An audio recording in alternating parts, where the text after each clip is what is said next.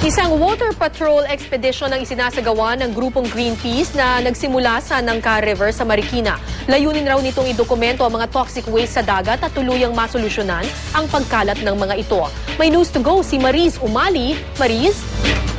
Para nagsimula na nga sumagwa ng mga water patrol activists sa pangunguna ng Greenpeace para sa kanilang 3 linggong Right to Know Water Patrol Expedition along Marikina River. Nagsimula nga ito, gaya na sinabi mo, sa Nangka River, ang naturang expedition, at ngayong araw ay magtatapos ito sa Marikina River. Pero sa katapusan ng kampanya ay sasagwan sila hanggang Laguna de Bay. May kabuuang 85 kilometers lahat-lahat yung kanilang lalakbayin.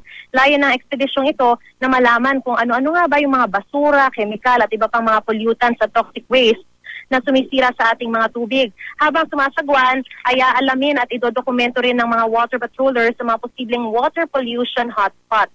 Kasabay nito ay hiniling nila sa gobyerno na i-require ang lahat ng mga factory at iba pang mga industriya na isiwalat ang mga wastewater chemicals na kanilang inilalabas o tinatapon sa mga ilog bilang bahagi na rin ng pagpoprotekta sa ating freshwater resources. Ito ay nakapaloob sa Pollutant Release and Transfer Registry, isang pollution disclosure system. Araw-araw kasi, daang libong kemikal ang napupunta sa ating kapaligiran. Karamihan sa mga ito sa tubig o yung mga tubo na dinadaluyan ng mga wastewater pumupunta. At bukod sa nilalaso ng ating mga tubig, delikado rin siyempre ito sa kalusugan ng tao. Along the way ay itatatag nila yung